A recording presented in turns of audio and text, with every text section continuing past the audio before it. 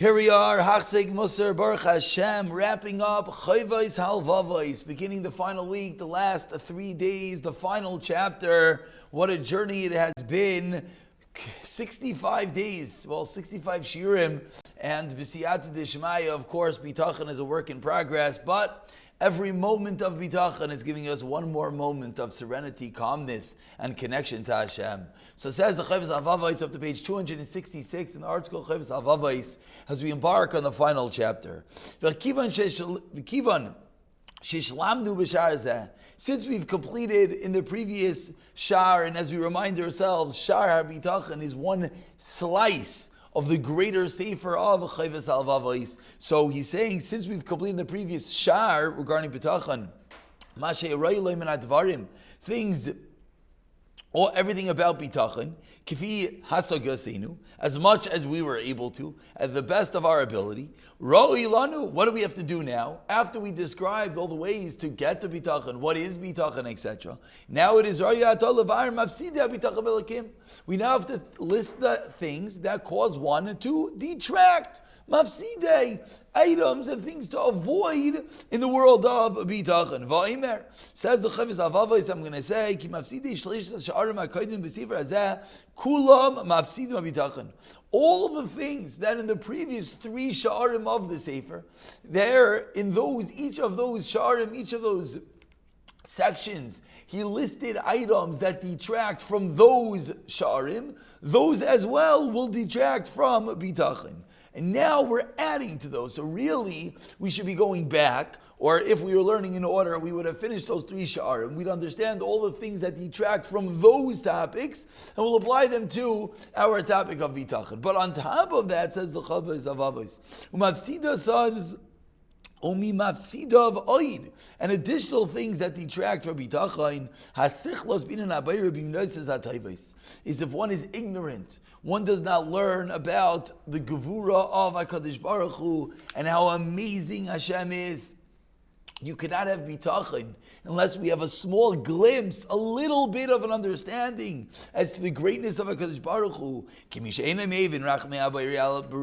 someone doesn't understand, doesn't appreciate the rachmanos, the compassion that Hashem has to His people, and the fact that Hashem is His na'eg, He guides us, He supervises us, and He rules over them, and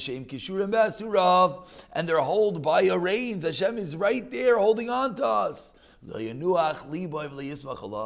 His heart cannot rest and he cannot rely on Hashem. He's full of anxiety, he's full of worries because he feels all alone.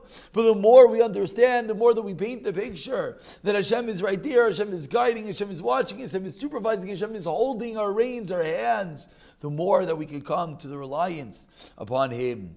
And number 2, may have another way that detracts from bitachon. When one is ignorant, when one does not understand the mitzvahs of Hashem. What does that mean? If one is unlearned, because in the Torah it says we have to have bitachon.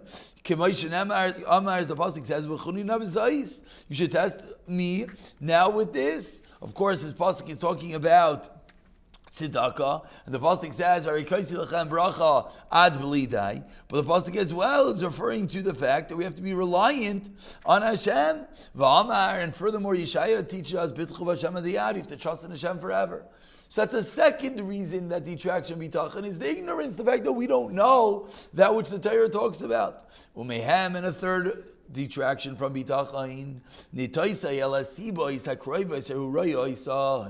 that in our tendency, our nature is that we focus on that which is direct. We focus on that which is directly in front of us. This hurts me, I don't do this. This helps me, I do this. But we only focus directly in front of us, and we don't look at the big picture, the grand scheme of things, how it's all working. And when we think in such a pragmatic, direct way, he doesn't realize that the closer the cause is, the more direct something is to this cause and effect, the one that affects him, the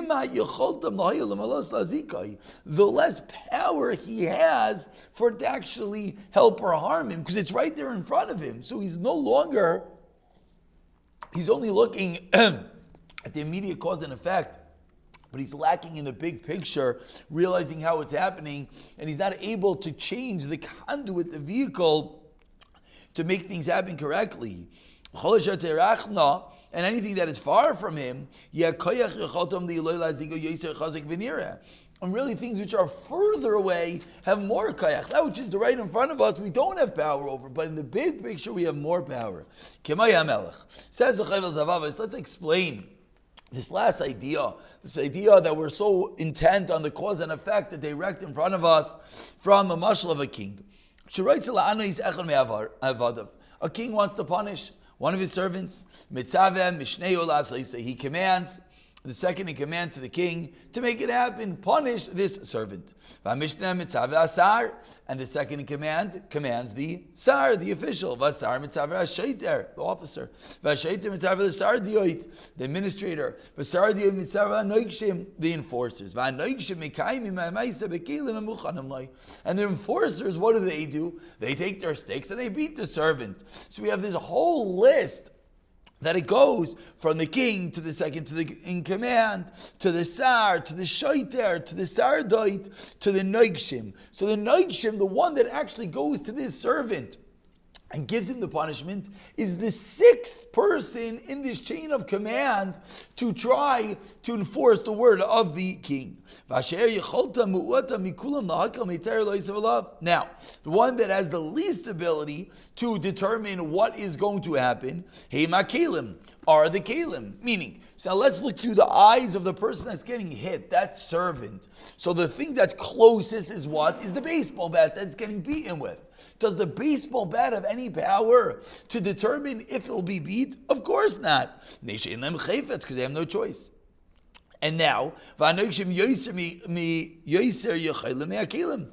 noigshim, who's the enforcer, the person doing the beating, that person has more power than the baseball bat. But still, he doesn't have that much power, because all he is he's the enforcer. And now when you go a little higher, the administrator, noigshim, has more power than the enforcer.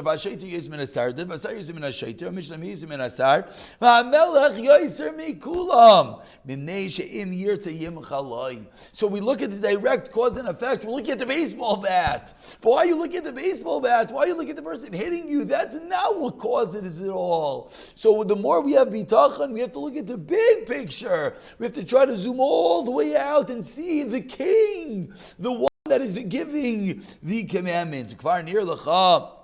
Now it is clear. And with this we conclude, whether the specific cause of a little power to help the person, it's all determined how close it is to you or how far it is to you. And Hashem, of course, is the furthest away. He seems the furthest, of course. We have to have the most bitachon on Him. Is come to trust in Him that He is going to do everything and not do. I don't know what's best for us. Kasher kamannu min advarim, that we have spoken, an incredible mashal to put into perspective, not to look directly in front of us, but to try to zoom further and further and further, and looking at the big picture as we gain bitachon in HaKadosh Baruch Hu.